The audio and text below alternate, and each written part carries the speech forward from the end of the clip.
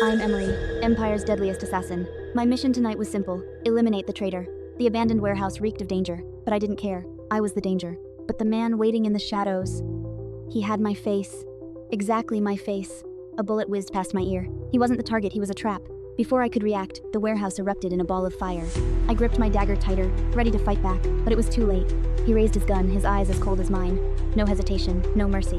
Another bullet tore through the crate beside me. I was trapped. For a second, we stared at each other, two versions of the same killer. I charged, dagger raised. I had to take him down before the warehouse collapsed. But the explosion hit first. A wave of fire slammed into me. The warehouse roof caved in. I heard the roar of collapsing wood. I was thrown through the air, my body hitting something hard. The last thing I saw was that identical face, then darkness.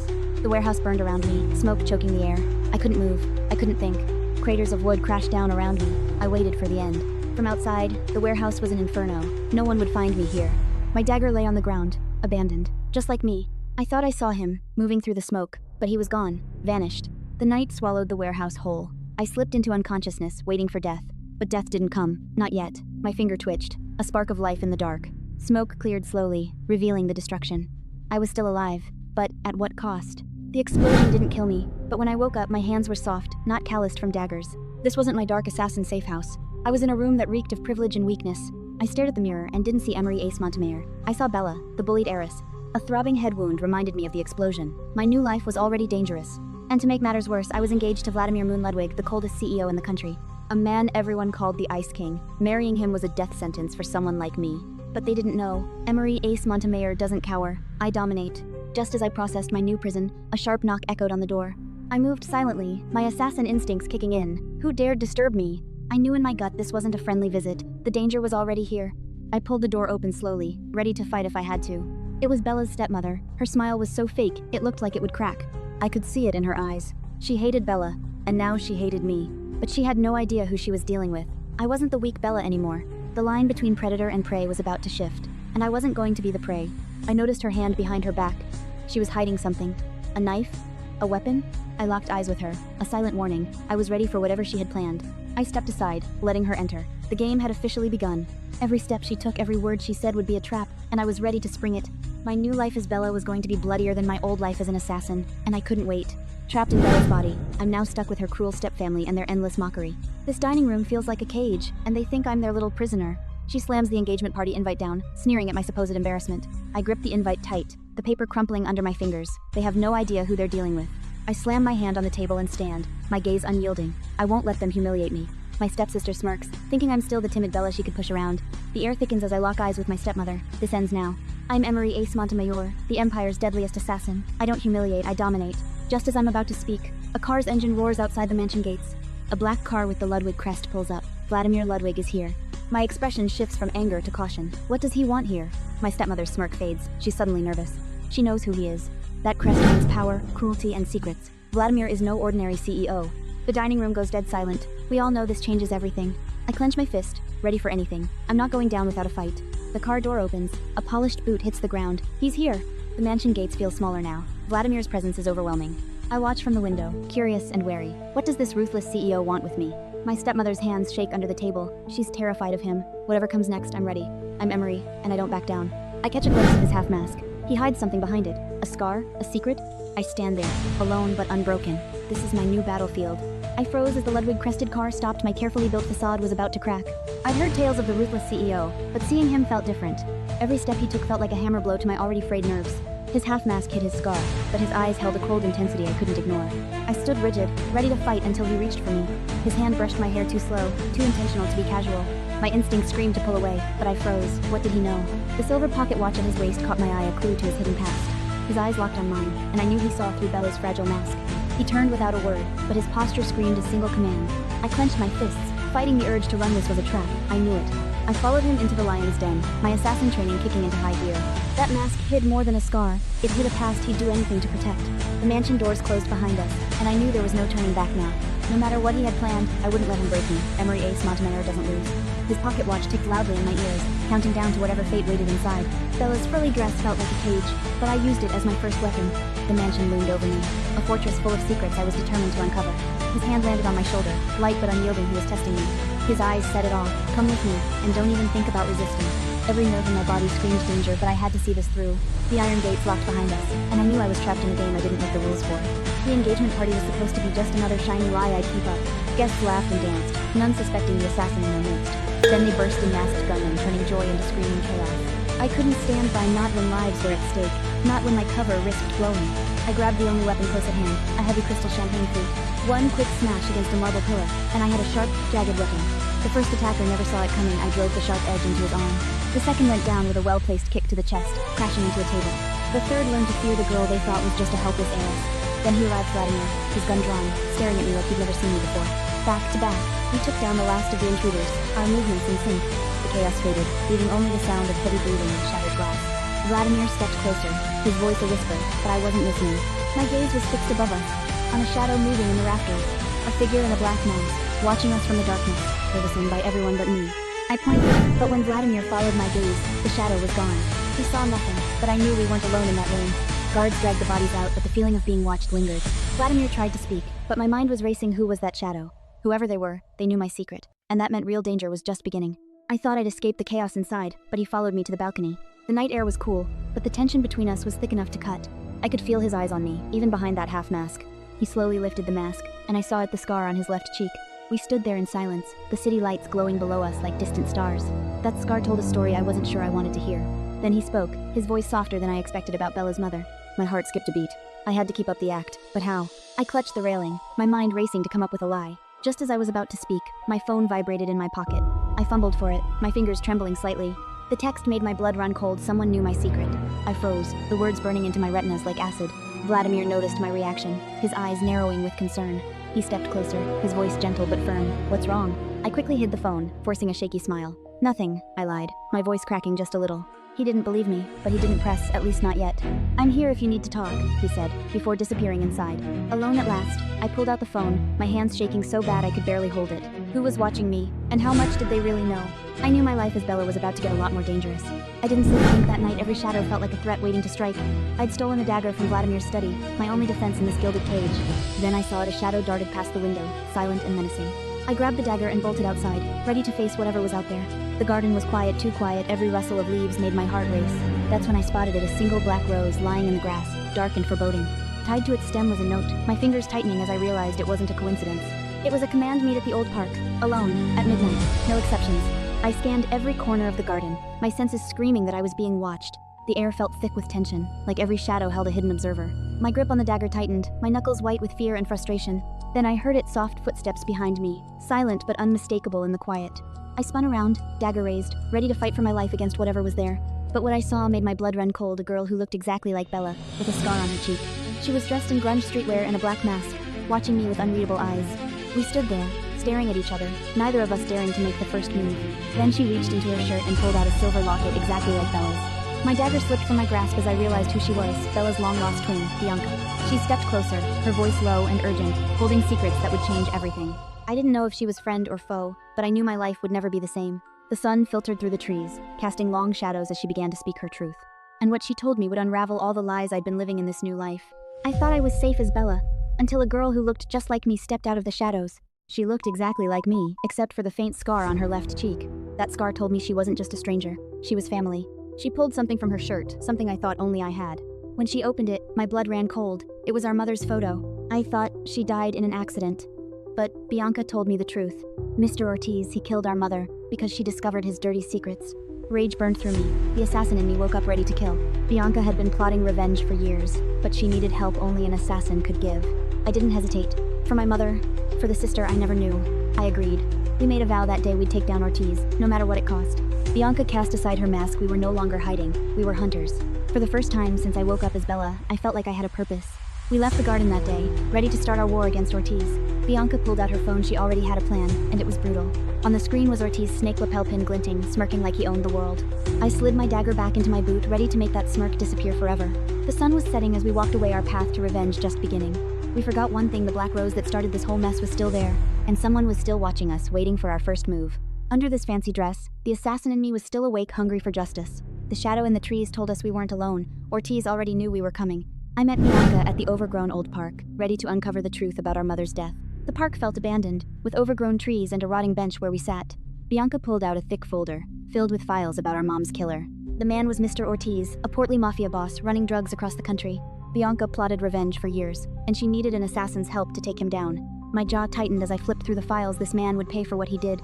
Ortiz's main operation was a warehouse on the edge of town, our first target. But we weren't alone. A black car pulled up, tinted windows, hiding whoever was inside. I grabbed Bianca's arm, my instincts screaming that we were being watched. A man in a black suit stepped out, his eyes fixed directly on us. Ortiz's men had found us. I slipped my hand to the throwing knife in my boot, ready to fight if we had to. The man just stood there, staring, like he was waiting for orders. We were trapped. I didn't wait for him to move. We ran, heading for the thick trees at the park edge. We darted between trees, branches whipping at our faces, as we tried to lose our tail. We ducked behind a thick oak tree, our breathing heavy, listening for footsteps. I strained my ears, but all I heard was wind in the trees and our ragged breaths. Bianca put a finger to her lips, signaling me to stay quiet. We couldn't risk being found. Peering around the tree, I saw the man walking toward the woods, his hand on his gun. We had to move deeper into the woods, away from the man hunting us. I knew this was just the beginning. We'd take down Ortiz, no matter what it cost. Bianca nodded at me, her eyes showing she was ready to fight alongside me. We vanished deeper into the woods, ready to plan our next move against Ortiz. I thought we were done for, running through the woods with that agent hot on our heels. Bianca was right behind me, her breath ragged, both of us knowing failure meant death. The masked agent was gaining fast, his gun raised, ready to end us both. I didn't come this far to die. I slipped the throwing knife from my boot, my grip steady. I threw it with all my strength, watching as it cut through the air toward him. The knife hit home, right in his shoulder. He staggered, yelling in pain. That gave us our chance. I grabbed Bianca's arm, and we ran faster than ever. Then I heard the roar of a motorcycle. There was Ivy, coming for us. Ivy skidded to a stop, grinning like she knew we'd make it out alive. She tossed me a helmet, yelling over the engine noise like she had all the time in the world. I caught it, slamming it on my head, already knowing what she was going to say. Bianca jumped on behind me, and we were ready to leave this nightmare behind. Ivy twisted the throttle, and we shot forward, leaving that wounded agent in the dust. We raced away from the woods, the sound of the agent's shouts fading behind us. Ivy glanced back at me, her grin gone, replaced by a determined look. "Took you long enough," she said. "We've got work to do." My blood ran cold. She knew. I didn't know how she knew I was alive. But in that moment, I didn't care. All I cared about was that we had a chance to take down Ortiz, to get revenge. I could feel the weight of my dagger on my leg, ready for whatever came next. We drove toward the city, ready to start the war we'd been waiting for. Bianca was right there with us, her own anger burning bright, ready to fight. The sun was setting, painting the sky red, as we headed toward our true mission. I'm Emery, the Empire's deadliest assassin trapped in a bullied heiress's body, ready to strike back. We gathered at Ivy's hideout, cluttered, chaotic, and loaded with everything we needed to take down Ortiz. Ortiz hides his dirty business behind a luxury flower shop. Our target was to infiltrate and steal proof. I'd killed for the Empire for years, but this time, I fought for family, not cold orders. We mapped every guard, every camera, every escape route, but we still needed one more thing: firepower. Bianca's scar burned with every memory of our mom. Ortiz took her from us, and we'd make him pay. We had guns, knives, and hacks, but we were outnumbered. Ortiz's men were everywhere. Ivy hacked into their security. Every camera feed, every lock, every blind spot was ours to exploit. A crash shook the hideout. Someone was breaking in, and my hand flew to my gun. It was Beckett and Zakia, armed with explosives, and ready to join our revenge. Beckett's jaw scar told the story of his own fight against Ortiz. We weren't alone anymore. Zakia looked innocent in her pastel dress, but she carried a soldier's soul and combat boots to match. We locked eyes, and I knew these weren't strangers. They were allies in this war. The explosives hummed, red light blinking. Now we had the firepower to bring Ortiz's house of cards crashing down. We reworked the plan. Beckett and Zakia would create chaos, while we snuck in to steal the proof. For the first time in my life, I wasn't just an assassin, I was a sister, fighting for family. Ivy marked every weak spot, every unlocked window, every distracted guard, every chance to strike. The timer ticked down. Our moment to strike was coming, and we were ready to fight like hell. Beckett checked his gun. Jaw said Ortiz had hurt too many people, and we were the ones to stop him. We grabbed our weapons, ready to march into the lion's den. This wasn't just revenge. This was justice for our mom. I'd spent years as a cold killer, but this time, I fought for something worth dying for my family. Zakia slipped on her combat boots, innocent facade gone, replaced by a soldier ready to fight. I'm posing as a florist in Ortiz's shop. One wrong move, and we're dead. Ivy's under the counter, hacking Ortiz's system to steal his dirty secrets. Every second counts. We can't let him catch us downloading data. Here comes one of Ortiz's goons, time to sell this act perfectly. I wrap his bouquet, keeping my hands steady, as Ivy works fast. Ivy's making progress. She's almost got all the files. She glances up at me, her eyes screaming, "Danger, something's wrong." I force a smile, pretending I don't notice her panic. She's got it all. Of Ortiz's dirty secrets are now in our hands.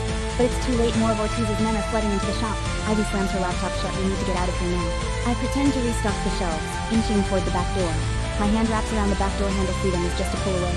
Ivy joins me, her face tight with fear. We can't waste another second. We burst through the door, sprinting into the alley like our lives depend on it. Our boots hit the concrete hard, echoing through the empty alley. Ivy glances back. They're not following, but we can't slow down. We reach the alley's end, gasping for breath, scanning the street ahead. My phone vibrates. More of Ortiz's men are patrolling the streets nearby. We duck behind a dumpster, waiting for them to pass, praying they don't see us.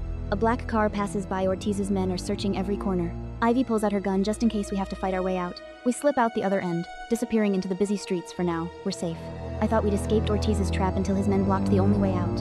Ortiz's goons closed in, guns raised. We were trapped with no way out but through them. Every shot had to count. One mistake, and we'd both be dead before sunset. Ivy didn't need guns. Her hidden dagger took down 2 men before I could blink. Then we heard the van. Beckett and Zakia had come to pull us out of the fire. We ran for the van, bullets whizzing past our heads. This was our only chance.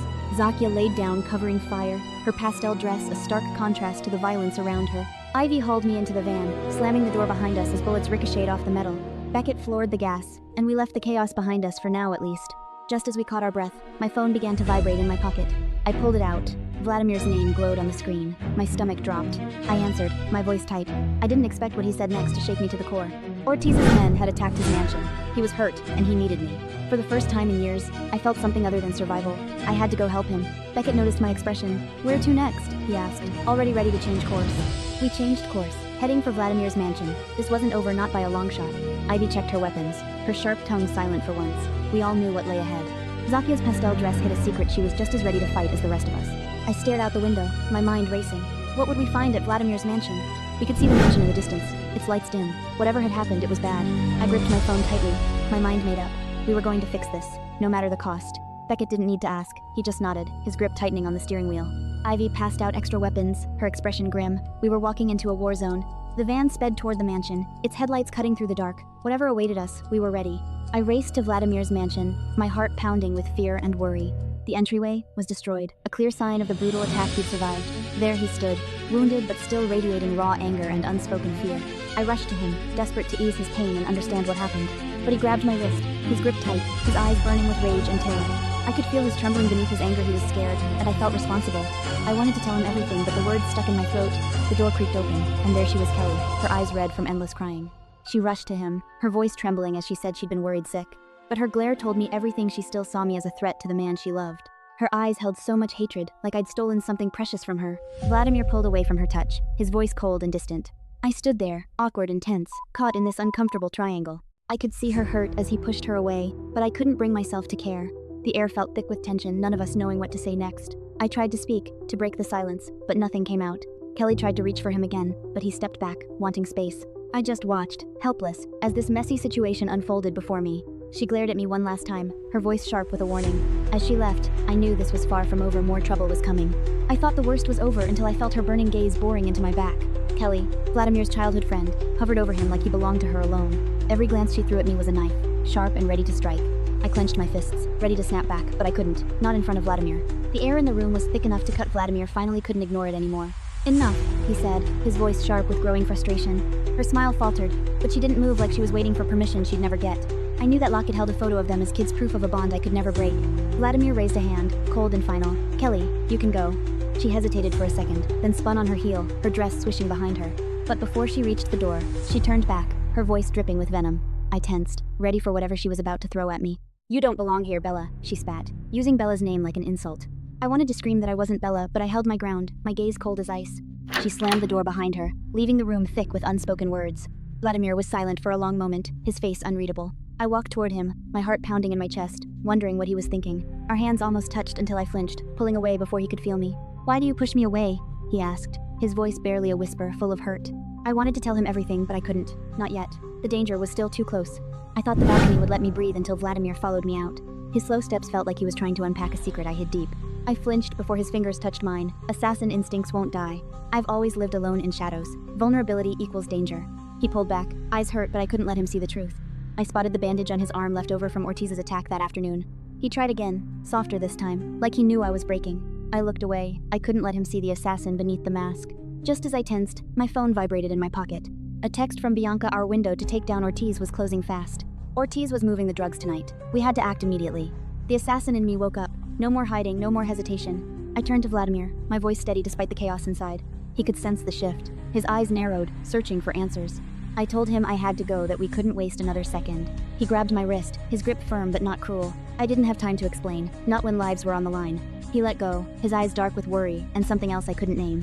I ran back into the mansion, my boots thudding on the marble floors. I grabbed the silver-hilted dagger I stole tonight. We finished what we started. Bianca was waiting, and together, we'd finally bring Ortiz to his knees. Her scar glowed faintly in the low light. We were both ready to fight. We raced to the garage, where Ivy's black motorcycle was waiting. Tonight, the shadows would be our ally, and Ortiz would pay for every life he ruined. I pulled on the helmet, my heart pounding with a mix of fear and fury.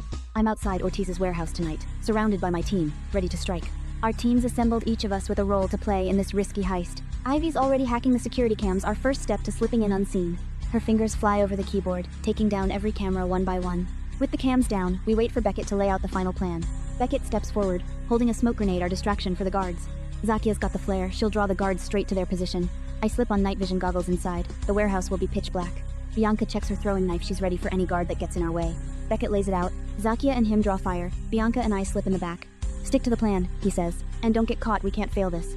They move toward the front, ready to create the chaos that'll save us. Zakia pulls the pin on her flare. Any second now, the guards will come running. Bianca and I huddle by the back door, waiting for the signal to move in. The flare bursts into the sky bright red, drawing every guard's eye our way. Beckett tosses the smoke grenade, thick black smoke covers their position fast. I grip the back door handle, now's our only chance to slip in undetected. We slip inside, pressing against the wall. No one's noticed us yet, but it won't last. Inside, the warehouse is a maze of crates. We have to find what we're after fast. But through my goggles, I see a guard, our first obstacle inside the dark warehouse. I snuck into Ortiz's warehouse with Bianca, every shadow feeling like a threat. We stayed low, scanning every corner for guards or hidden cameras. Then we spotted them, duffel bags stuffed with drugs, hidden in the dark. We crept closer, stepped silent, knowing we'd found the damning proof. But our luck ran out fast. We heard boots echoing in the hallway. A guard rounded the corner, gun raised, his eyes locking onto us. His finger tightened on the trigger, ready to alert the entire warehouse. Bianca didn't hesitate. She pulled her knife before I could react. Her knife flew true, striking him square in the chest with a sickening thud. He froze, eyes wide, then crumpled to the concrete floor. The sound of his body hitting the floor echoed like a gunshot. We scrambled back behind crates, hearts pounding, waiting for the worst. I could hear heavy boots coming down the hallway. Ortiz was on his way. Ortiz stepped into the warehouse, flanked by his men, his snake pin glinting. His cold eyes scanned the room, and I knew we were trapped. We were trapped, with nowhere to run and nowhere to hide. I reached for my own weapon, knowing we'd have to fight our way out. Ortiz's men spread out, closing in on our hiding spot. Bianca's eyes were sharp behind her mask. She was ready to fight to the end. The air grew thick with tension, and I knew the battle was about to begin. Ortiz's voice boomed through the warehouse, full of rage and menace. We tensed, ready to fight back against overwhelming odds. I thought we'd escaped Ortiz's trap, but I was dead wrong. Ortiz had us surrounded, his guards closing in from every angle. I didn't come this far to die. My fingers tightened on my gun. One guard fell, then another. But there were too many of them. Bianca was backed into a corner, her knife raised but outnumbered. My arms burned, but I kept firing. Every shot was a fight to survive. I didn't see him coming. His hand slammed into my arms. The ground slammed into my face. They had me pinned, no way to move. Ortiz sauntered over, that smug smile still on his face. Looks like the assassin finally met her match, he sneered. Bianca tried to fight her way to me, but more guards grabbed her. My vision blurred with rage. I wouldn't let this be the end. We were both trapped, at Ortiz's mercy, and I had no idea how we'd get out. He kicked my gun away, laughing like he'd already won. My fists clenched so tight, my nails dug into my palms, I wouldn't give up. Take them to the warehouse cells, he ordered. We're not done yet. Rough hands pulled me to my feet, my arms screaming in pain. Bianca locked eyes with me. We both knew this wasn't over. As they dragged me toward the door, I swore I'd make Ortiz pay. But I wasn't alone. Someone was watching, hidden in the shadows. I'd escape, I'd free Bianca, and I'd destroy everything Ortiz held dear. I thought my luck ran out, pinned to the floor by Ortiz's goons, my dagger just out of reach. Then the door exploded open. Vladimir, bloodied but fierce, had come for me. A single shot rang out, and the goon holding me crumpled to the concrete. I scrambled up, grabbing my gun from the floor, finally free to fight back. Back to back, we fought like we had nothing left to lose, our only goal, survive. The warehouse turned into a war zone, bullets flying, grunts echoing off the walls. I took down 2 more goons, my aim steady despite the chaos surrounding us. Vladimir used his gun like a club, taking down a goon who got too close. Bianca broke free from her bonds, her knife glinting in the dim light, ready for revenge. She charged straight for Ortiz, screaming, determined to make him pay for our mother. Ortiz didn't hesitate. He raised his gun, his snake lapel pin glinting in the light. The bullet fired before I could yell a warning. Time seemed to slow to a crawl. It hit her square in the shoulder. She stumbled, her knife clattering to the floor. She crumpled to the floor, her breath ragged, her eyes filled with pain and anger. I roared, my vision turning red. How dare he hurt the only family I had left? Vladimir's gaze burned with the same rage. We wouldn't let this go unpunished. I charged at Ortiz, my gun raised, ready to put an end to this once and for all. Vladimir covered me, firing at Ortiz's remaining goons to clear my path. Ortiz backed away, a smirk still on his face, like he thought he could still win. We stood there, staring him down, the fate of everything we cared about hanging in the balance. My mother's death echoed in my mind as I aimed at Ortiz. The bullet tore through his leg, his scream was music to my ears. Every step brought me closer to avenging the woman who gave me life. Then he appeared, Vladimir, trying to stop what had to be done. He grabbed my arm, his voice a desperate plea for mercy. I couldn't listen. Ortiz took everything from me, every last thing. He didn't understand the fire that burned in my chest, consuming me. Ortiz begged for his life, his voice trembling like a scared child. My finger hovered over the trigger, ready to end the monster who ruined us. But at the last second, I hesitated. I shot his shoulder, not his head. The bullet tore through his shoulder, and he howled in agony all over again. Vladimir exhaled, relief flooding his face. He thought I'd come to my senses. I stared at my gun, empty. I'd let him live, but my mother was still gone. He stepped closer, his voice soft, trying to reach the broken part of me. The sound of sirens filled the air. Police were coming to take him away. He held my hand, grounding me in the chaos, in the choice I'd made. Ortiz was dragged to his feet, his eyes filled with hatred for what I'd done. I watched him go, knowing this wasn't the end. Not for him, not for me. Vladimir and I walked out together, the weight of what I'd done heavy on me. Outside, the night air hit my face. I'd chosen mercy, but would it ever be enough? The police sirens blared, and the cuffs bit into my wrists. This was it. The warehouse was swarmed blue and red lights painting the night in chaos. Ortiz, the monster who killed my mom, was finally being taken down. Bianca was loaded into an ambulance, her shoulder still bleeding. I could feel his eyes on me, Vladimir, staring like he didn't recognize me. His face was white with shock, the scar on his cheek glowing in the flashing lights. Officers guided me toward the car, my boots dragging on the gravel. I had to look back, just once, to see the man I'd come to care for. And there it was, tears, glistening in his eyes. Something I never thought I'd see. The car door slammed shut, cutting off my view of him, of everything. The engine roared, and we pulled away, leaving the warehouse and my past behind. I stared out the window, my mind racing with what I'd lost, and what I'd found. He stood there, still as a statue, until we were just a speck in the distance. My hand pressed against the cold glass, like I could reach him through it. The road stretched ahead, dark and unknown, just like my future. Back at the warehouse, the chaos died down, but the damage was done. Ortiz shot me one last glare, full of hatred and defeat. But I didn't flinch. I'd faced worse, and I'd keep fighting. I could almost feel his fist clenching, his heart breaking as I left. The night swallowed us whole, but one thing was clear: this wasn't the end. I clutched the locket in my pocket, a reminder of the sister I had to protect. I prayed Bianca would pull through. We had so much left to do. I knew he was holding that old pocket watch, the one he never let out of his sight. The stars were hidden by clouds, but I still held on to the hope we'd see them again. I spent the night in that cold cell, every second weighing on me like a stone. I thought he'd leave me there, to rot with all the lies I'd woven around myself. But then the guard opened the door. "You're free to go," he said, his tone flat. My legs felt heavy as I walked out, dreading what waited for me outside. And there he was, standing in the light, looking like he could see right through my facade. We walked in silence, the echo of our steps ringing like a judgment call. I could see his silver pocket watch, ticking away like it was counting down my lies. The sunlight hit my face, and I knew the fragile lie could only hold so long. He opened the car door without a word, his face as unreadable as a stone mask. I slid into the leather seat, my heart pounding so hard I could hear it in my ears. The car smelled like his cologne, sharp and expensive, but it did nothing to calm me. We drove in silence for minutes that felt like endless hours, every second stretching thin. I could see his hands tightening on the wheel, like he was holding back a storm. Then he spoke, his voice cold enough to cut through the thick tension in the air. "Who are you really?" he asked, his eyes boring into mine like he could see my soul. My breath caught in my throat. I couldn't think of a single lie to get me out of this. The silence stretched on, thick enough to suffocate me, every secret I'd kept threatening to spill. I could feel my hands shaking, every wall I'd built around myself starting to crumble. The car kept moving, but I felt like we were trapped in that moment forever. His watch ticked on, and I knew the truth was going to come out, one way or another. I stared at him, trying to find the right words, but nothing felt good enough. He waited, his face unreadable, but I could feel the weight of his expectation crushing me. I'm about to tear off this wig, no more lies, no more hiding. For months, I've lived as Bella, the heiress, but that's never been me. I should have been terrified of his reaction, but I couldn't keep lying. That warehouse explosion didn't kill me. It trapped me in a stranger's body. I was Emery Ace Montemayor, deadliest assassin in the Empire organization. The blast was supposed to end me. Instead, it swapped our lives. I woke up as Isabella Mondragon, a bullied heiress with a fancy life. Everything changed in an instant, my hands soft, my face foreign. He didn't interrupt, just listened, his eyes never leaving mine. At the engagement party, I fought off assassins as Bella. He must have known something was off. My hands still carry the scars of my old life, the calluses from daggers. He didn't flinch at the rough skin, just covered my hand with his. I waited for anger, for rejection, but it never came. "Why didn't you tell me sooner?" he asked, his voice soft, not angry. "I was afraid you'd see me as a monster, a killer hiding in a lady's skin. I don't care who you are, I care about you." I stared at him, unable to speak. All my walls crumbled in that moment. He pulled up to the mansion, still holding my hand, like he never planned to let go. For the first time in months, I felt seen, not as Bella, not as Emery, just me. But as we walked toward the door, I knew our fight wasn't over. But for now, we were together. He still carried that old pocket watch, a reminder of who he was, just like my scars. The road ahead would be dangerous. But for the first time, I wasn't walking it alone. For the first time in forever, I let myself relax in this cold mansion.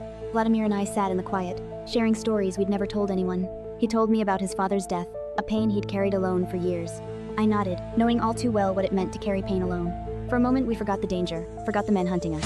But my phone buzzed, shattering the calm danger was still closing in. Ivy's text sent a chill down my spine. Ortiz's men were still tracking us. Vladimir saw my face, and his relaxed posture vanished instantly. He reached for his gun, scanning the room like he could sense the threat. Then the alarms glared, red lights flashing through the room. My assassin instincts kicked in. We were about to be under attack. We stood back to back, ready to fight off whoever was coming for us. The doors crashed open. Ortiz's men were here, guns raised and ready to kill. I pulled my throwing knife from my boot. No one was going to hurt us again.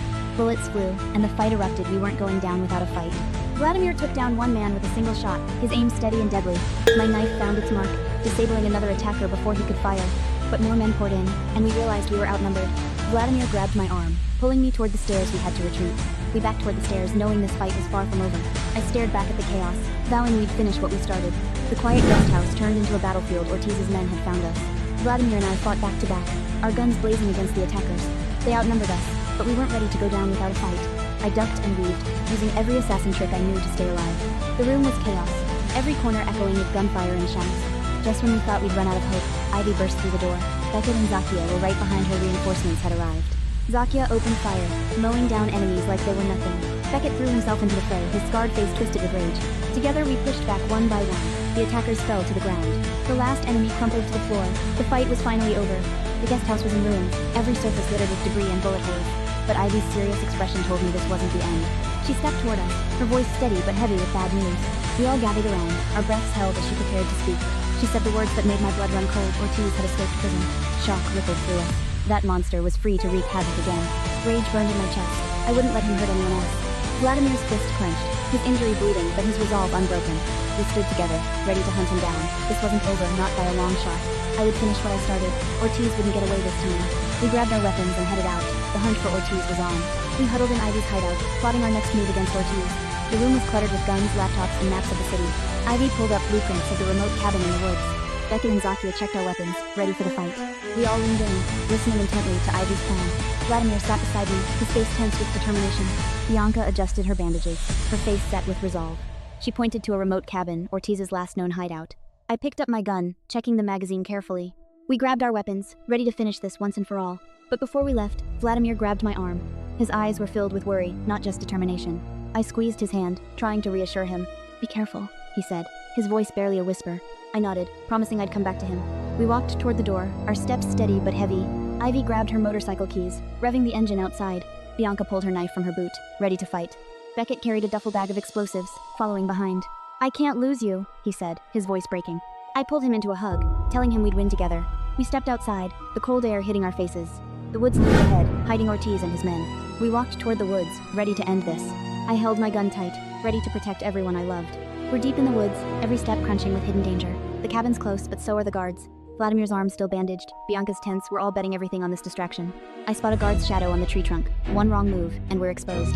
Beckett's got the flare. This is our only shot to slip past the guards unnoticed. We huddle behind oak trees, holding our breath. The silence feels thick enough to cut. His fingers curl around the pole ring. Any second now, this'll be our signal. The flare ignites. A blast of red light blazes through the woods, drawing every eye. Guards snap their heads up, staring at the sky. Perfect, they're fully distracted. Now, we surge forward, guns drawn, boots pounding the dirt beneath us. I grip my silver-hilted dagger tight. Nothing's gonna stop us from that back door. Branches whip past our faces, but we don't slow. The cabin's finally in full sight. That back door, our ticket inside. If it's locked, we're fighting our way through. Vladimir takes point, gun raised. He's still hurt, but he's got every one of our backs. Zakia reaches for the handle. Her hands are steady, but I can see she's nervous. We crowd around the door, ready to burst in. The guards' shouts fade in the distance behind us. My eyes lock on the door gap. What's waiting for us inside? We're about to find out. Vladimir counts down under his breath. 3, 2, 1. We slam into the door. It bursts open, and we flood inside, guns ready. The cabin's full of crates, stacked high. The air smells like dust and something metallic blood. I scan the room, and that's when I see it's something dark hiding in the shadows up ahead. Griffin pulls out his laptop, already hacking. We need intel fast before they realize we're here. His screen lights up with Chaos's system. He's already breaking through their security firewall. We snuck into the cabin, ready to end this once and for all. The air felt thick with tension. We knew they were waiting for us. And there was Ortiz tied up, a hostage of the Chaos organization. Then I saw him, Marcus, the man who'd haunted every step of this. He didn't hesitate, his gun aimed straight for Vladimir. The gunshot rang out before any of us could react. Time seemed to slow as the bullet found its mark. Vladimir's face contorted. He'd been hit, right in the chest. I watched in horror as he crumpled to the ground. We raised our guns, rage and fear mixing in our veins. Marcus laughed, like this was all just a game to him. I wanted to fire, to make him pay for what he'd done. But I held Beckett back. We couldn't rush into his trap. Vladimir's breathing was ragged. He was losing blood fast. Ortiz looked terrified. For once, he wasn't in control. Then more of them emerged. We were surrounded, trapped. I scanned the room, searching for any way out, any weakness. The only exit was the door behind us, guarded by their men. Against all odds, Vladimir tried to push himself up. Marcus raised his gun again this time, aimed right at me. But Bianca wasn't ready to give up. She reached for her throwing knife. When Vladimir crumpled, something in me snapped. I saw only red. I didn't think, just moved. Dagger aimed straight for him. The blade bit into his arm, and blood spilled. He yelled loud, sharp. Bianca was already moving, rushing to Vladimir's side to patch him up. For a second, everything was still. Then I heard it boots slamming on concrete. The door burst open, splinters flying. We weren't alone anymore. Chaos operatives, all in black masks, guns raised, flooded the room. I gripped my dagger tighter, ready to fight off every last one of them. Bianca froze, her hand still on Vladimir's wound. Fear flashed in her eyes. Vladimir struggled to his feet, gun in hand, ignoring the pain in his chest. One of the masked operatives locked eyes with me. I could feel his hatred through the mask. They surrounded us, closing in. We were outnumbered, but we weren't going down easy. I wouldn't let them hurt anyone else, not after everything we'd been through. The first shot rang out. Time seemed to slow as I moved to dodge. I threw myself back, the bullet whizzing inches from my ear. That's when the real fight began. The bullet slammed into the wall behind me, sending shards of concrete flying. Bianca scrambled behind a crate, peeking out to watch the chaos unfold. Vladimir fired back, his shots hitting one of the operatives square in the chest. The operative crumpled to the floor, blood pooling around him, but there were still more coming. The room erupted into chaos. Shots rang out, and we fought for every breath. I swung my dagger again, ready to take down the next one foolish enough to come near. Another operative raised his gun, aiming straight for my chest. I didn't flinch. Then Bianca acted, throwing a smoke bomb to give us cover. We had to get out of there. Smoke filled the room, thick and gray. We used the cover to make our move. We weren't going to die here. Not like this. We had a way out. The Chaos goons trapped us, and I grabbed Ortiz as my only human shield. Vladimir was already wounded, but he kept fighting to protect us. Bullets whizzed past my ears, the room turning into a war zone. I inched toward the exit, using Ortiz to block incoming fire. We were outnumbered, every second feeling like an eternity. Vladimir's arm wound kept bleeding, but he never slowed down. I couldn't show fear. I had to keep us all alive. I didn't notice Ortiz reaching for a gun on the floor. He grabbed the gun, and my heart sank to my stomach. He aimed straight at me, hatred burning in his cold eyes. I froze. There was no way to dodge the bullet in time. Then Bianca moved. She ran straight into the line of fire. The bullet hit her chest square on, and time seemed to stop. She crumpled to the ground, her body going limp instantly. I screamed her name, diving to her side as fast as I could. Blood soaked her shirt, her breathing shallow and ragged. Ortiz tried to run, thinking he'd gotten away with it. But Vladimir stopped him. He shot Ortiz in the leg, making him fall. He fell to the ground, screaming in pain as blood pooled around him. I held Bianca close, praying she would wake up. Vladimir knelt beside us, his own injury forgotten. The remaining Chaos members fled, realizing they'd lost. I didn't care about winning. I just wanted Bianca to live. The room was destroyed, but we were alive for now. We had to get Bianca to a hospital before it was too late. I never felt so helpless as we raced to the hospital with Vladimir fading fast. Every second felt like an hour, praying we'd make it in time. His hand went limp in mine, my heart dropping to my stomach. Ivy pushed the car to its limits, her jaw set with determination. The car felt like a prison, trapping us with our growing fear. I squeezed his hand, begging him to stay with me, to not give up. Bianca lay still beside him, her breathing shallow and fragile. The world blurred past us, but all I could see was Vladimir's pale face. Hot tears burned my eyes, but I didn't dare look away from him. His eyelids grew heavy, and I could feel my hope slipping away. I screamed his name, my voice cracking with raw desperation. Beckett and Zakia were silent, their faces tight with worry. He closed his eyes, and the car went eerily quiet. I held his hand so tight my knuckles turned white, refusing to let go. The needle on the speedometer pushed past 100, but it still wasn't fast enough. We finally saw the hospital lights glowing in the distance. But as we pulled up, I knew the worst wasn't over yet. We scrambled out, rushing them into the emergency room. The doors slid shut behind us, and I was left with nothing but waiting. Alone in the sterile hallway, I realized how much I truly feared losing him. I couldn't shake the feeling that we might be too late, that I might lose him. Beckett and Zakia stood silent beside me, sharing my unspoken fear. Every tick of the clock felt like a hammer blow to my already shattered heart. Ivy kept checking her phone, as if a message could fix what was broken. The hallway felt like a tomb, holding us captive with our grief and fear. I sit in this cold hospital waiting room, my hands still stained with blood, waiting for news. Every second feels like an eternity, waiting to hear if they'll make it. Then she walked in, Kelly, her eyes red from crying, looking so guilty. She didn't say a word at first, just sat there, her shoulders hunched. The silence was heavy, thick with all the things we both wanted to say but couldn't. Finally, she whispered an apology, her voice breaking with every word. I wanted to yell, to blame her, but all I felt was exhaustion. I shook my head. It wasn't her fault. Not really. It was Ortiz. It was chaos. Then the door opened. The doctor stood there, his face grave, and my heart stopped. He walked toward us, his steps slow, and I held my breath. He started to speak, and I clung to every single word. Vladimir is stable, he said, and a part of me could breathe again. But then he paused, and the hope in me shattered. But, Bianca, she's in critical condition. We don't know if she'll make it. I felt the air leave my lungs. Bianca, my sister, I couldn't lose her too. Kelly tried to touch my arm, to comfort me, but I pulled away. I couldn't bear it right now. The silence returned, heavier than before, as we all processed the news. The lights in the hallway flickered, like even the hospital was holding its breath. I stood up, my legs shaking but my voice steady. Can I see them? Please. He nodded, his face softening a little. Follow me, but be quiet, they're still unconscious. We walked down the hallway, our steps quiet, as I prepared to face whatever waited for us. I never thought I'd see his eyes open again, not after that bullet. Tears burned my cheeks. He was alive, against all odds. A soft voice broke the silence, carrying a new hope. Bianca's awake too, she's asking for you. A weight lifted, but I knew danger still lingered. I walked down the sterile hallway, every step heavy with unease. The hospital felt too quiet, too calm to be real. That's when I felt it, eyes boring into my back like daggers. I spun around, my hand already reaching for my hidden dagger. A man in a black suit stood there, Empire badge glinting in the light.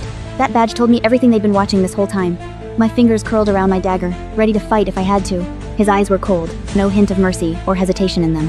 I stepped closer, not backing down from his silent challenge. The air thickened with tension, ready to snap at any second. A faint smile tugged at his lips. He knew something I didn't. He didn't speak, just nodded, like he'd gotten what he came for. Then he turned, vanishing around the corner without a single word. I stood there, heart racing. They were watching me, always watching. And I knew this was only the beginning of the next storm. My phone buzzed in my pocket, a warning I didn't want to see. An unknown number, they were already sending their message. The cold glint of his Empire badge told me they'd found me, and they weren't playing nice. A sharp-suited man tossed me a note. My blood ran cold before I even read the words. The words burned into my eyes. Come back to Empire, or everyone I loved would pay the price. I clenched the note so tight my knuckles whitened, my mind racing with all the ways this could go wrong. Then his voice cut through the chaos. Vladimir, alive and steady, ready to stand with me. His eyes held no fear, only resolve. He wasn't going to let me face this alone. I held out the note, hands shaking slightly. Finally, someone knew the full weight of this threat. As he read, his jaw tightened. Empire had declared war, and we had no choice but to fight back. He crumpled the note in his fist, voice low and dangerous. We weren't going to run from this. We stood side by side, staring down the path ahead. Whatever Empire threw at us, we'd face it together. That Empire badge wasn't just a symbol, it was a declaration they'd never leave me in peace. The man vanished down the hallway, leaving us with a choice we never wanted to make. I touched the hilt of my knife in my boot for the first time. I wasn't fighting just for myself. Vladimir's hand settled on my shoulder. Warm and steady we were in this now, for better or worse. We glanced toward the ICU, where Bianca still fought to wake. We couldn't let Empire take her too. The fear in my eyes burned away, replaced by a fire I hadn't felt in years. We were going to win this. Vladimir pulled his gun from his coat, checking the chamber. We were ready for whatever came next. Sunlight streamed through the window, dust dancing in the air, but there was nothing peaceful about this moment. We walked toward the exit, steps in sync. Empire wanted a war, and we were going to give them one. As we stepped outside, sun at our backs, I knew no matter what, we'd face this together, always. We're finally launching our assault on Chaos headquarters. No more hiding. Vladimir, Ivy, the team, we're all here, united to end this once and for all. Ivy's mapped every camera, every guard patrol. This won't be easy, but we're ready. Griffin's already hacking their systems. By tomorrow their cameras will be blind. We've got enough firepower to level a small building, but we need one more fighter. Vladimir was ready to lead the charge. He's got a score to settle with Chaos. Zakia and Beckett were prepping explosives. We needed distraction to get in. Beckett's scar glinted in the light. He's been waiting for this fight too. Zakia handled the explosives like it was second nature. She's always been the quiet weapon. The hideout was organized chaos.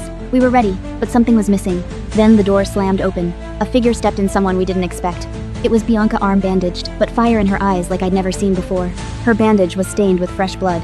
She'd been fighting, even after we told her to rest. She marched to the table, no hesitation. She knew we couldn't turn her away. The room went quiet. We all knew she'd fight, hurt or not. Her gaze never wavered. I'm coming with you, she said. No arguments, no excuses. Vladimir frowned. Ivy bit her lip. We wanted to protect her, but we needed her too. I hesitated. I didn't want her to get hurt again, but she was right, we needed her strength.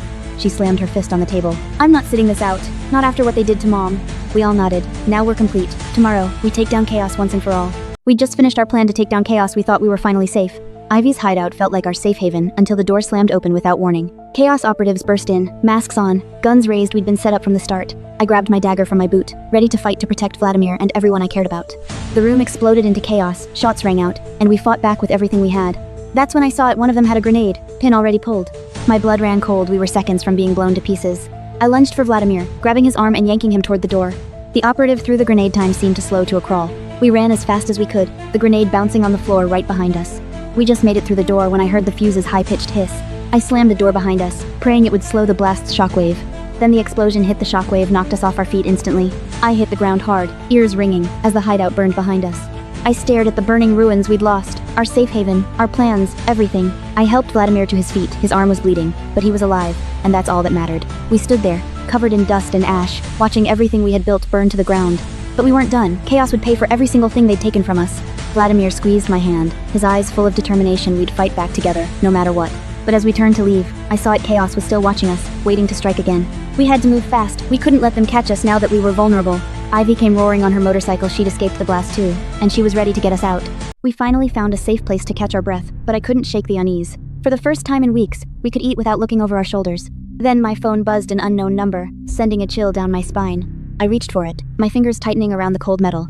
The message was short, but it carried a threat I couldn't ignore. "We're coming for you." Before I could speak, the lights went out. We were in complete darkness. I could hear Vladimir's gun click as he pulled it from his waistband. Ivy and Beckett were already armed. We knew we weren't safe for long. My fingers closed around the dagger in my boot, adrenaline spiking through my veins. Then I saw them Chaos members, their black masks glinting in the faint light. They flooded into the room, guns raised, and the fight began. Zakia didn't hesitate, swinging a chair at the first attacker. Bianca fought through the pain in her shoulder, her knife finding its mark. The room descended into chaos, shots rang out, furniture crashed to the floor. Griffin was already hacking, trying to disable their communication systems. I drove my dagger into one attacker's arm, sending him stumbling back. Vladimir's shot hit its target, taking another attacker down. The last Chaos member tried to run, but we blocked his way. We stood there, breathing hard, staring at the mess we'd made. But before we could catch our breath, my phone buzzed again, another message. This one was worse. They weren't done with us. Not by a long shot. The lights went out in the guest house, and I knew they were here. Chaos operatives flooded in, their guns raised, ready to kill. I fumbled for my dagger, hard hammering in the pitch black. I charged at the nearest attacker, my boot aimed straight for his chest. Vladimir had my back, firing his gun to take down another operative. Ivy didn't hold back, slamming her gun into an attacker's skull. The fight ended as fast as it started. We stood, breathless. I didn't let my guard down, not in this darkness, not ever. That's when I saw a crumpled note lying on the floor. I knelt down, my fingers closing around the paper, dreading what it said. The message was clear. This is just the beginning. We'll be back. Vladimir's jaw tightened. He knew Marcus wasn't done with us. Bianca joined us, her bandaged arm a reminder of their cruelty. Ivy's eyes blazed. She wanted to hunt down Marcus right then. We stood together, knowing this war was far from over. I crumpled the note in my fist. We wouldn't let him win. The door loomed in the dark. Who knew what else they had planned? I locked eyes with the doorway. We were ready for whatever came next. Outside, the wind howled like it knew the storm wasn't over. We stood as one, ready to fight, ready to survive, whatever it took. As the sun peeked over the hills, every wound felt fresh, every loss raw. Vladimir sat beside me, the silence heavier than any weapon we'd ever held. His bandaged hand found mine, warm despite the chill in the air. He wiped away my tears, his touch softer than I ever thought possible. For a moment, I let myself believe we might actually get through this. But I knew the chaos wasn't over. We were just waiting for the next strike. Vladimir's gaze never wavered, like he was already planning our next move. Then I saw her, Ivy, walking toward us with that determined stride of hers. Her boots tapped against the porch steps, a sharp sound cutting through the quiet. She didn't waste any time, her face set in that familiar no-nonsense look. Chaos is holding a meeting tomorrow night at their headquarters. My blood ran cold. This was our chance, our only shot to end it all. Vladimir's fist clenched, the tension in his body almost tangible. We didn't need to speak. We both knew what we had to do. The sun climbed higher, but for us the fight was just beginning. Ivy pulled out her phone, showing us the layout of their stronghold. The meeting room, our target, the heart of their operation. Vladimir's eyes turned cold, the CEO facade slipping to show the fighter beneath. I stood up, my hand resting on the dagger hidden in my boot. Tomorrow night we'd strike. Tomorrow night we'd take back our lives. Every second counted now, ticking down to the moment we'd fight back. Ivy's bulging backpack told me she was already prepared, ready for war. My calloused hands clenched, ready to face whatever chaos had waiting for us. We walked in step, a silent promise to stand together until the end. The mansion loomed ahead, a reminder of all we had to protect, all we had to fight for. We're in the guest house, finalizing our plan to infiltrate Chaos HQ. We split into 2 teams, each with a critical role to pull this off. Beckett, Zakia, and Bianca will take down the security systems our path in. Vladimir, Ivy and I are heading straight for the conference room, the heart of chaos. Everything was going to plan, until Griffin's call shattered the quiet. Griffin tracked down Ortiz. He's hiding in an abandoned warehouse. Vladimir made the call instantly. We'd take Ortiz out first. We scrambled to adjust our plan's target, the abandoned warehouse. Beckett checked his gun, already anticipating the warehouse guards. Bianca was still injured, but she refused to sit out. She wanted revenge for our mom. We left the guest house, heading straight for the warehouse, tension thick in the air. I knew this would be a brutal fight, but we had no other choice.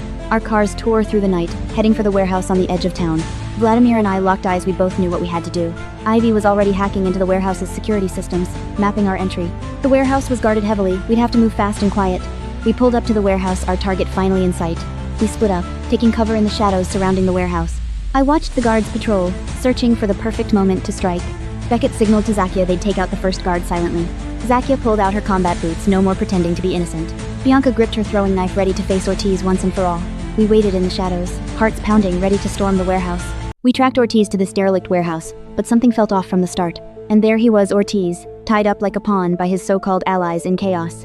We didn't stay hidden long. A Chaos goon spotted us, gun raised. I moved before he could fire, taking him down with a single precise strike. With the guard down, we circled Ortiz, waiting for his next move. But instead of begging for mercy, he grinned like he had a plan. He offered to deal information on Marcus's weakness in exchange for his freedom. I wanted to reject him outright, but we needed every edge we could get. I leaned in, letting him see the cold resolve in my eyes. Bianca and Beckett watched closely, ready to stop him if he tried anything. Marcus has a hidden weakness, an old shoulder wound that still plagues him. I weighed his words, wondering if this was another one of his tricks. He swore it was true, desperation creeping into his voice. Reluctantly, I cut his bindings, keeping my gun trained on him the whole time. He stood up, rubbing his wrists, and looked at us like we were now his equals. I warned him that one wrong move would be his last. He nodded, understanding that our truce was fragile at best. But just as we finished, we heard the sound of tires screeching outside. More Chaos members were arriving, and we had to be ready to fight our way out. For now, we were allies united against the common enemy that had betrayed us both. I watched in pure rage as Ortiz shot Griffin right in the leg. How could he betray us like this, after we trusted him? He even laughed, like we were stupid to ever give him a chance. I didn't hesitate. I slammed him to the ground, hands tight around his collar. Griffin's cries of pain fueled every ounce of my rage. I thought we could end this cleanly. How wrong I was. Ortiz tried to squirm free, but I wasn't letting him go. Then the warehouse door burst open, Chaos members flooded in, and there he was, Marcus, the leader of Chaos, stepping forward. He started clapping, like our fight was some kind of entertainment. I froze, turning to face Marcus, anger mixing with cold fear. Impressive, he said. You fight far better than I heard. He was here to finish what he started and we were trapped. I tightened my grip on Ortiz, ready to make him pay. Griffin's pain was a reminder of how badly we'd messed up. Chaos members raised their guns, surrounding us on all sides. I reached for the throwing knife in my boot. We weren't going down without a fight. Trapped as we were, I wasn't going to let them take us easily. Marcus's eyes burned with cruelty. He was enjoying this. You think this is over? We'll make you pay for everything. I never thought my past would come back to offer me a throne of darkness. Marcus Voss, my old Empire comrade, wanted me to rule the city with his Chaos organization. I didn't hesitate. Rule alongside monsters. I'd rather burn than join them. His grin vanished instantly and he shouted for his men to attack us. The room erupted in gunfire as we fought to survive against overwhelming odds. I fired, taking down 2 guards before they could land a single hit on us. Vladimir stood in front of me, his gun blazing even with his arm still bleeding. Then Kelly burst in, firing her machine gun to turn the tide of the fight. We fought back to back, our rage pushing us through the fatigue and pain. Marcus watched from the side, his eyes burning with fury at our defiance. I charged at him, dagger raised, ready to end this nightmare once and for all. He dodged fast, pulling a knife from his boot to meet my attack. Our knives clashed with a sharp ring that cut through the chaos of gunfire. I slashed his arm, making him cry out in pain as he stumbled backward. Vladimir took down the last guard, turning to help me finish Marcus off. But Marcus wasn't done. He pulled a grenade from his coat pocket. He pulled the pin, screaming that we'd die together as he charged us. I grabbed Vladimir and ran for the window, jumping just as the grenade exploded. The room blew up behind us as we hit the ground hard outside. We survived, but Marcus had escaped, and I knew this wasn't over yet. There was no rest for us. Both Empire and Chaos still hunted us relentlessly. We had to go, to start over somewhere far away from this blood-soaked city. Ivy handed us supplies, her face grim but determined to stick with us. We packed our things and headed for the car, ready to leave it all behind. But as we drove away, I saw a black car following us. Empire wasn't letting go. I pulled the trigger, finally avenging my mother's cold-blooded murder. Vladimir fought through his bleeding arm, refusing to let chaos overwhelm us. Marcus slipped away in the chaos, leaving our revenge unfinished. We couldn't let him get away. No more losses on my watch. With Ortiz dead, we turned to Chaos headquarters. No more delays. Ortiz's reign of terror ended here, but Marcus still walked free. Vladimir's injury worsened, but he refused to back down for a second. Bianca was just as determined. Marcus had to pay for his crimes. We stepped into the light, ready to face whatever chaos had waiting. I wouldn't let anyone else I loved get hurt, not on my watch. Ivy fired up her bike, our fastest path to Marcus's stronghold. Vladimir checked his watch. We had to move before Marcus regrouped. We raced into the night, set on ending Marcus's empire once and for all. Bianca kept watch from the back, ready to take down any threat. Chaos headquarters loomed ahead, a fortress we had to breach. We plotted our attack outside. Marcus's impenetrable fortress wouldn't hold. This was it, the final battle to end all the bloodshed. Marcus's guards patrolled tight, but we were ready for them. I pulled out my night vision goggles. Time to strike from the shadows. We waited in the shadows, ready to launch our final assault on Marcus's empire. We've breached Chaos headquarters. Now, we finish what we started. The guards patrolled the perimeter, but we were already inside. Ivy disabled their cameras, clearing our path to the meeting room. Vladimir and I moved fast, every step bringing us closer to Marcus. The meeting room door loomed ahead. Marcus was waiting inside. Marcus was holding a meeting, surrounded by his loyal followers. We kicked the door open, catching everyone off guard. Marcus's face twisted with rage. He knew his reign was over. His men scrambled for their weapons, ready to fight to the death. I drew my gun, my hand steady. This ends today. Vladimir fired first, taking down one of Marcus's men before they could react. I fired next, my shot finding its mark. Chaos erupted around us. Bianca and Beckett burst in, reinforcing our position. Zakia pulled a machine gun from her bag, ready to join the fight. Marcus dove behind the table, cowardly trying to escape the crossfire. Bullets flew everywhere, the room turning into a war zone. Ivy tossed a smoke grenade, creating cover for our advance. We moved forward through the smoke, closing in on Marcus. Marcus pulled a grenade from his pocket, desperate to take us down with him. I lunged at him, determined to stop him before he could detonate it.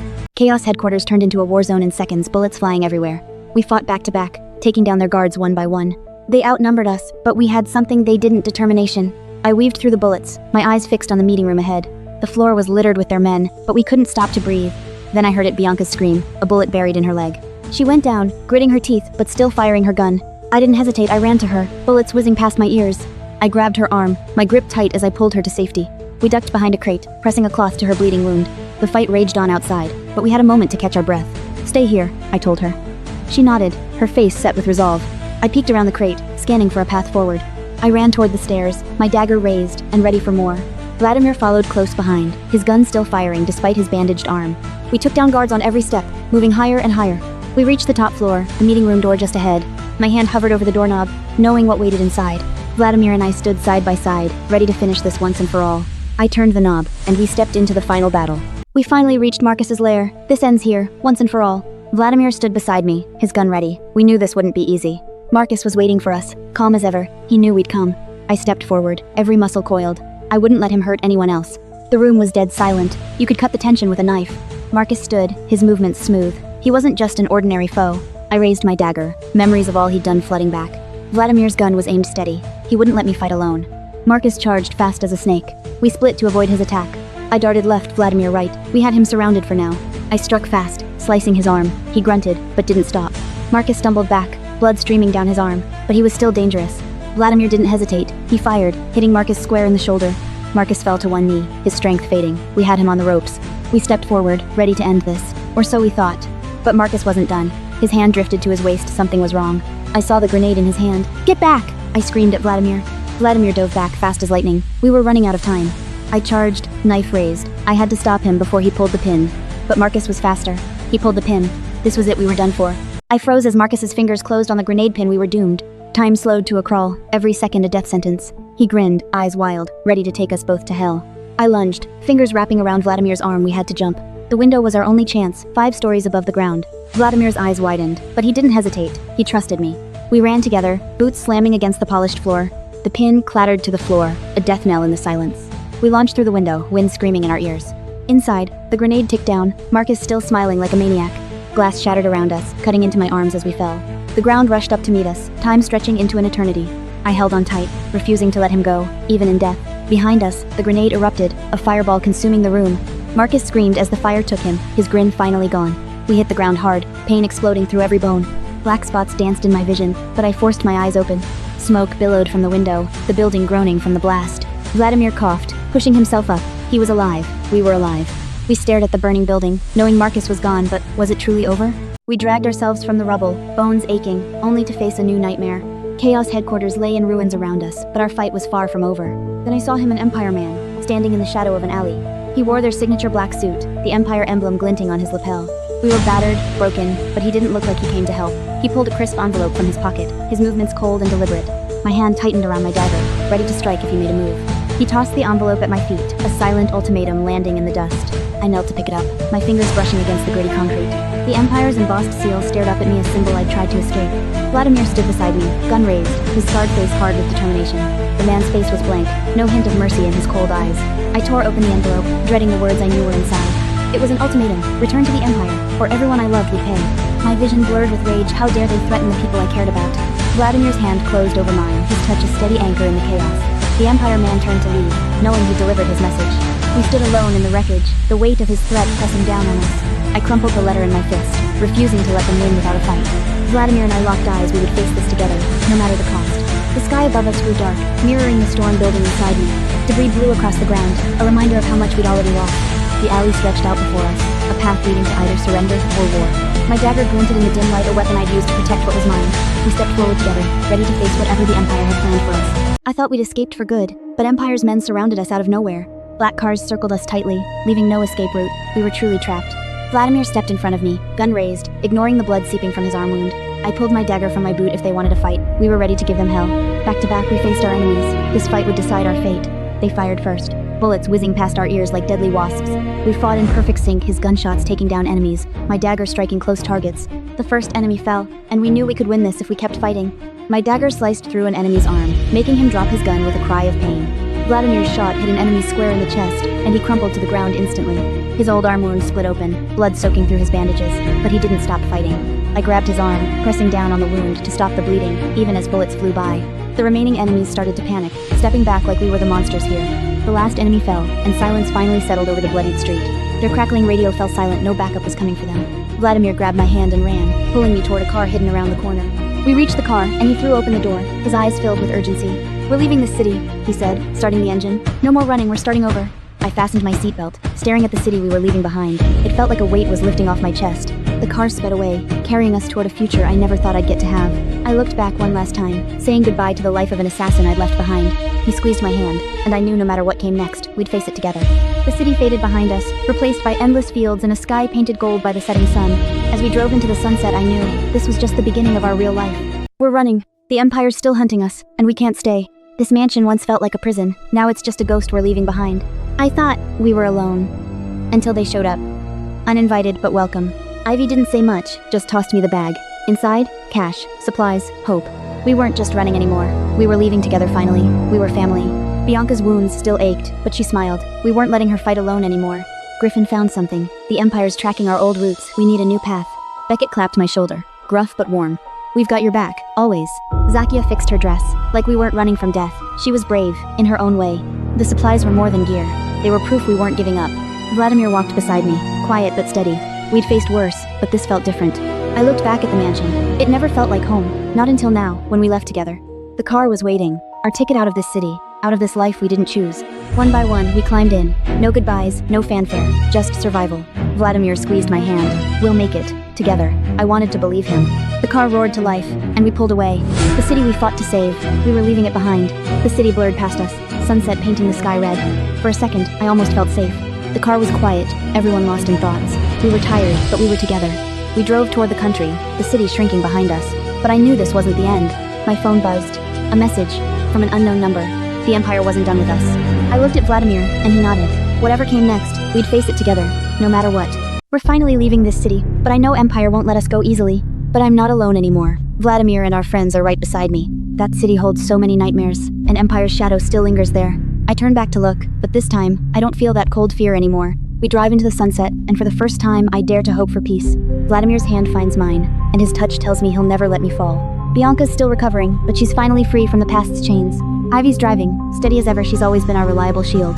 Even Beckett and Zakia have found peace, away from constant fighting. The road stretches ahead, and for once, I don't dread what comes next. I still have my phone, but I no longer jump at every unknown call. We put our hands together, this is our family, we'll face anything together. The fields sway gently, and I can finally breathe without looking over my shoulder. Vladimir's pocket watch glints, he's carried this through all our battles. We're driving away from the darkness, and I know we'll keep each other safe. For the first time in years, I'm smiling not for a mission, but for myself. Look at them, we all deserve this moment of peace, no matter how brief. The city looks tiny in the mirror, and so do all my old fears. I lean on Vladimir, and for the first time, I feel truly safe. We're off to start a new life, and nothing will break us apart again. The wind blows through my fingers, and I know this is just the beginning. After all the bloodshed and lies, I never thought I'd feel this kind of quiet warmth again. With my chosen family beside us, we drove toward an uncertain future, but for now, we were safe. I leaned against Vladimir, letting myself relax for the first time in years. The sun dipped below the hills, painting the sky in oranges and pinks, wrapping us in warmth. For the first time in years, I didn't feel like an assassin or an heiress, I just felt alive.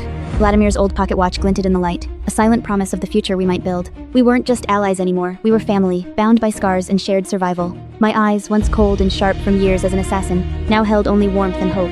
The sun was setting, but for us, this felt like the start of something new. But even in this perfect moment, I knew the darkness we'd escaped would never truly let us go. I traced the faint scar on his hand, a reminder of all we'd been through together. Ivy stayed focused, always the protector, even when we let our guards down. Bianca's bandages were a silent reminder of the cost of our fight for freedom. As night fell, we turned on the headlights, driving into the unknown with no map, only each other. We held hands tighter, a silent vow to face whatever darkness came for us, together. Even Griffin had put his laptop away, for once not chasing shadows or hacks. Zakia and Beckett shared a smile, their quiet bond a light in the growing dark. I smiled without thinking, a feeling I'd almost forgotten after years of wearing masks. The stars came out, bright and endless, a reminder of how small our struggles really were. For now, that was enough. We were together, we were alive, and we had hope. That was all that mattered. We finally found a place to catch our breath, even if it's only temporary. Everyone was battered and bruised, but we were all alive. That's what counted. Ivy had bad news. Empire was still hot on our trail, not far behind. I needed air, needed to escape the heavy tension inside the walls. Outside, the sky blazed with stars. For a second, I forgot all the danger. For the first time in forever, I felt something close to safe. Vladimir stayed quiet beside me. I could feel his eyes on me, soft for once. He was still hurt, still pushing through for us when he should rest. We didn't need words. Our hands found each other, and that was enough. Inside, everyone rested. Outside, we had this fleeting moment of peace. Ivy saw us through the window. She gave a small, tired smile. Beckett and Zakia were passed out, finally free from the fight for a while. Bianca was still in pain, even in her sleep. Her wounds weren't healing fast enough. Griffin was already working, trying to find us a way out of this mess. This was just a stopover. We both knew we couldn't stay hidden for long. My phone buzzed. Another warning. Empire was getting closer than we thought. The peace shattered. We had to prepare to move again, and fast. Vladimir's hand went to his gun. He was always ready to fight for us. We walked back inside, ready to break the news and prepare to run. But for now, we had each other, and that was all we needed to keep fighting. I thought this was the end when he pulled that grenade pin. I grabbed Vladimir's arm, screaming for us to jump before it blew. The grenade pin clattered to the floor as time slowed down. We ran for the window, our boots slamming against the floor. The explosion erupted behind us as we crashed through the glass. We hit the ground hard, the building behind us engulfed in flames. We struggled to our feet, checking each other for injuries. Vladimir's arm was bleeding badly, but he said we had to keep going.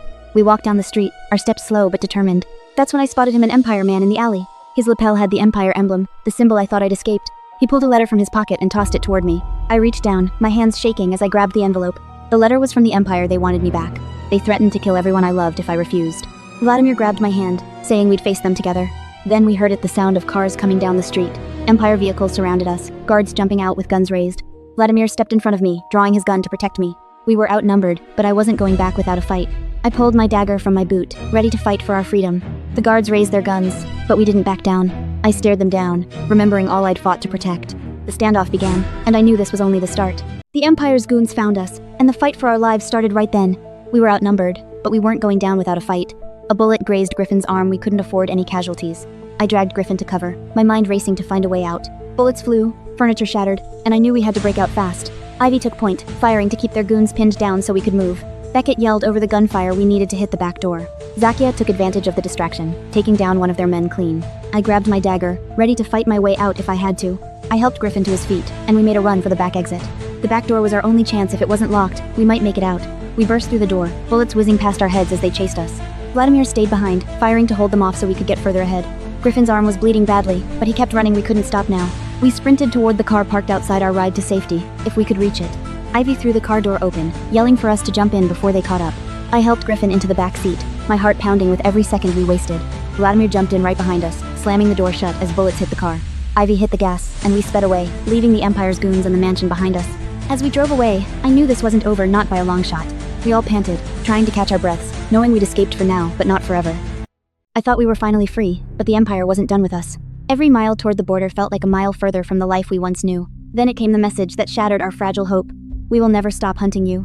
Vladimir's hand covered mine, steady and warm, cutting through the fear. We couldn't stop, couldn't hide. We had to keep going, no matter what. Vladimir turned to us, his voice steady as he spoke his resolve.